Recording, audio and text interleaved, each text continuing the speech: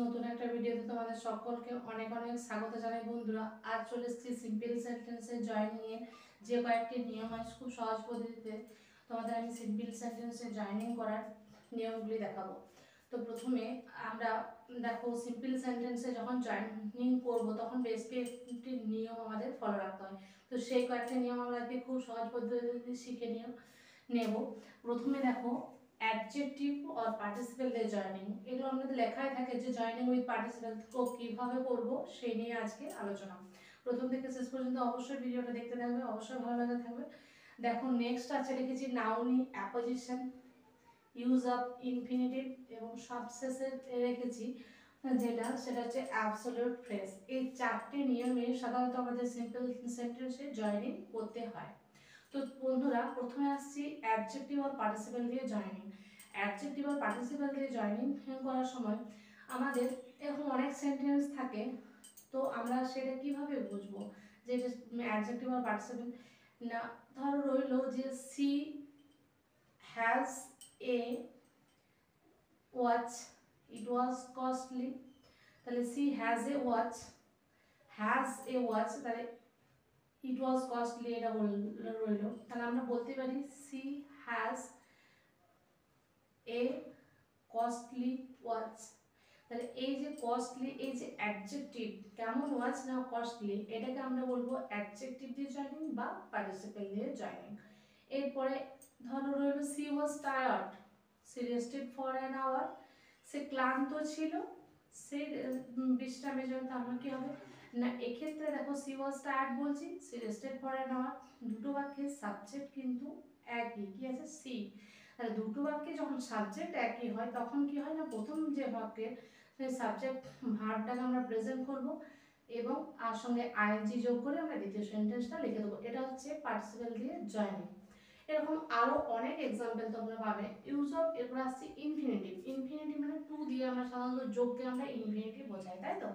ভার্বের আগে টু বসিয়ে আমরা যখন যোগ করব, ধরো বললাম she was tired, she was tired, she was tired, she can not walk. তাহলে she was too tired, to can not walk, to can walk মানে সে এতটাই ক্লান্ত যে সে করতে পারছে না, কোনো কাজই করতে পারছে না। এটাকে আমরা বলবো কি ইউজ অফ ইনফিনিটিভ দিয়ে জয়েনিং। এরপর আসছে নাউনি অ্যাপোজিশন। নাউনি অ্যাপোজিশন বলতে ধরো অনেক বাক্য তোমরা শুনে থাকবে যে রবীন্দ্রনাথ ট্যাগর ওর was a great, Rabindranath Tagore is a great poet, he wrote Gitanjali. তাহলে আমরা বলতে পারি যে Rabindranath Tagore Rabindranath Tagore a great poet wrote Gitanjali, এটাকে বলবো আমরা নাউনি অ্যাপোজিশন। তাছাড়াও আছে এটা Benares, city of Benares is city of temple, it stand on the Ganga, মানে বেনারস হচ্ছে মন্দিরের শহর এবং এটা গঙ্গা নদীর তীরে অবস্থান। আমরা বলতে পারি Benares is city of temple stands on the Ganga, এটাকে আমরা বলবো নাউনি অ্যাপোজিশন। এরপর সবশেষে আসছে যেটা অ্যাবসোলিউট ফ্রেজ। যে আমরা কিছুক্ষণ আগে যে এই পার্টিসিপেল দিয়ে জয়েনিং করার সময় যে বললাম দুটো বাক্যের সাবজেক্ট যদি এক হয়, এরপর এমনও হতে পারে যে দুটো বাক্যের সাবজেক্ট যদি আলাদা হয়, তো সেক্ষেত্রে আমরা জয়েনিং কিভাবে করব। তাহলে আমরা বললাম যে the sun rose, the fog disappear, মানে সূর্য উঠলো এবং কুয়াশা সমস্ত শুকিয়ে গেল, আর এটা হয়েই থাকে। এক্ষেত্রে কি হবে না, দুটো বাক্যের সাবজেক্ট কিন্তু আলাদা রয়েছে, তাই তো।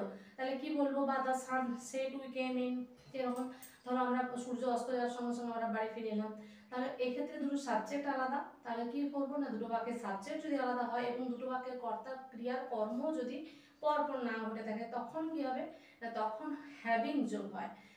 দ্য সান হ্যাভিং রাইজেন, মানে রাইজেন মানে কি ভার্বে থার্ড ফর্ম করে নিলাম, হ্যাভিং এর পরেই ভার্বে থার্ড ফর্ম ব্যবহার হবে। The sun having risen, comma দেখে লিখবো না দ্বিতীয় শ্রেণী দ্য ফগ ডিসঅ্যাপিয়ার, এটা গেল নাউনি অ্যাপোজিশন। তো চলে আসছে বন্ধুরা কয়েকটি এক্সাম্পলে। তোমাদের নিয়মগুলো দেখো আমি এখানে বলেছি যে প্রথমে কি অ্যাডজেক্টিভ অর পার্টিসিপেল দিয়ে জয়েনিং, দু নাম্বার কি বললাম না ইউজ অফ ইনফিনিটিভ, ইনফিনিটিভ মানে কি দিয়ে যোগ হবে সেটা টু দিয়ে, আর নাউনি অ্যাপোজিশন এটাও দিয়ে বললাম এক্সাম্পল উদাহরণ। এরপরে আসছি অ্যাবসলিউট ফ্রেজ, এটা দিয়ে ওই চারটে পদ্ধতিতে আমরা সিম্পল সেন্টেন্সে জয়েনিং করা নিয়মগুলি তোমাদের বললাম। এরপর আসছি এক্সাম্পলের সরাসরি। তো তার আগে আমি বোর্ডটা মুছে নেব।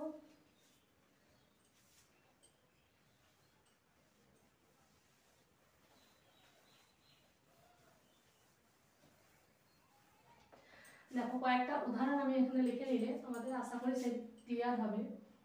1 নম্বর ধরো রইল C has a watch, it is costly.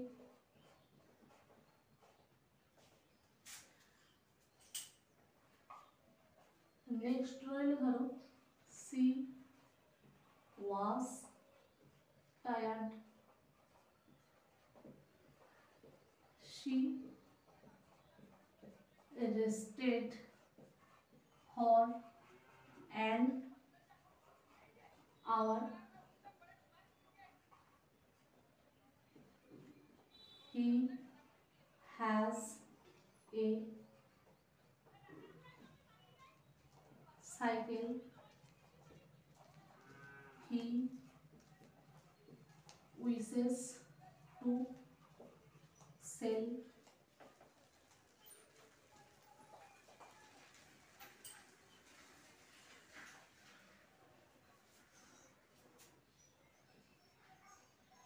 Next হলো ধরো Maradona is a good player,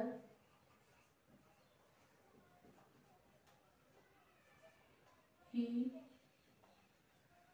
is was Maradona was a good player, he was suspended.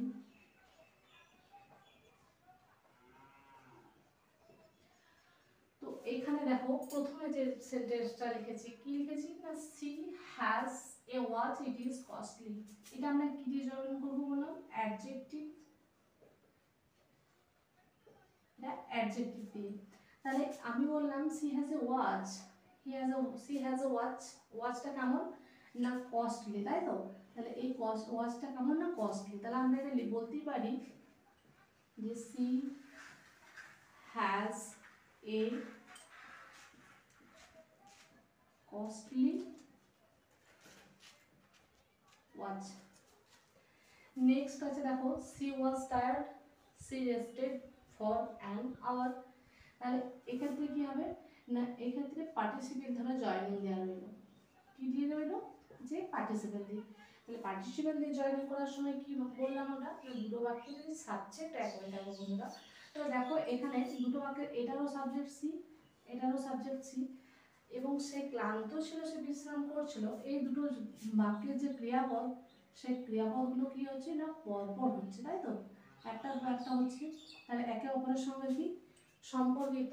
তাহলে এক্ষেত্রে আমরা যখন পার্টিসিপেল দিয়ে জয়েনিং করব তখন কি বললাম না প্রথম বাক্যে যে ভার্বটা রয়েছে কি আছে অক্সিলারি ভার্ব ওয়াজ, তার প্রেজেন্ট করলাম কি হয় ওয়াজ এর প্রেজেন্ট ফর্ম হচ্ছে বি, তাহলে বি এর সঙ্গে কি হবে আইএনজি, বিং টায়ার্ড, কমাতে দ্বিতীয় সেন্টেন্স যেটা আছে সেটা লিখে দেবো কি না she rested for an hour, এটা গেল।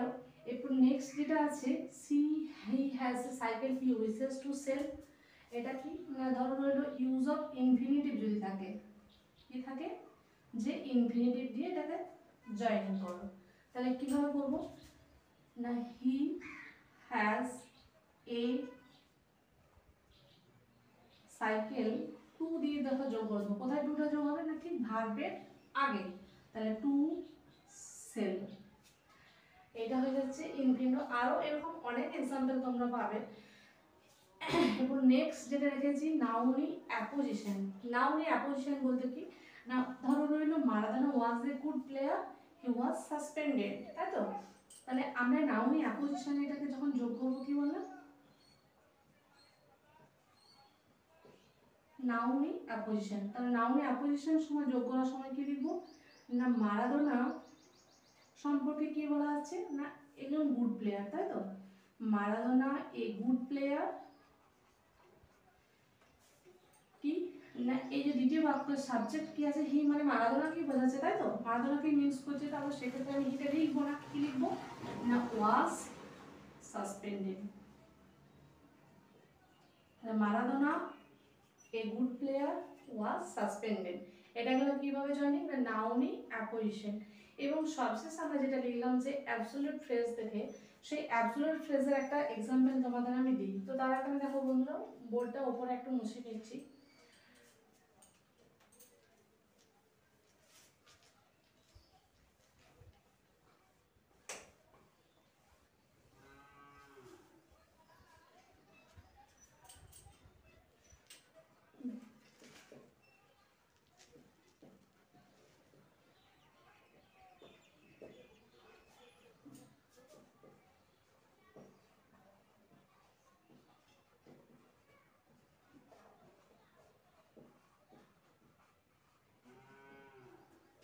কি লিখেছি না the sun rose the fog disappear. দেখো এক্ষেত্রে সাবজেক্ট এটা কি আছে না দ্য সান, এক্ষেত্রে কি সাবজেক্ট আছে দ্য ফগ, তাই তো? তাহলে দুটো বাক্যের সাবজেক্ট কি এক না, দুটো বাক্যের সাবজেক্ট আলাদা। তাহলে দুটো বাক্যে আমরা যখন পার্টিসিপেল দিয়ে জয়েনিং করলাম যে দুটো বাক্যের সাবজেক্ট যদি এক হয় তবেই ভার্বের সঙ্গে আইএনজি যোগ হবে, নতুবা নয়। তাহলে এক্ষেত্রে যেহেতু সাবজেক্ট দুটো এক নয়, তাহলে কি করবে না এই যে বাক্যটা আছে সাবজেক্ট আমরা কি লিখলাম দ্য সান, এটা আমরা লিখবো না, কি লিখবো হ্যাভিং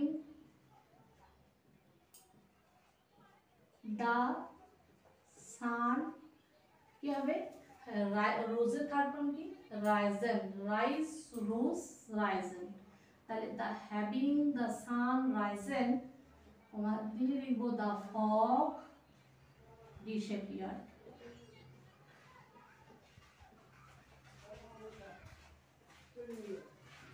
এটা গেল অ্যাবসলিউট ফ্রেজ দিয়ে জয়েনিং। তাহলে আজকে সিম্পল সেন্টেন্সে জয়েনিং করার এটুকুই পর্যন্ত বন্ধুরা। যদি ভালো লেগে থাকে তাহলে লাইক করে দিও, তোমাদের লাইক, একটা লাইক আমাদের মনে অনুপ্রেরণা জাগায়। তা আজকের ভিডিওটি এই পর্যন্ত। যদি নতুন নতুন ভিডিও পেতে যাও তাহলে অবশ্যই আমার চ্যানেলটি সাবস্ক্রাইব করে পাশে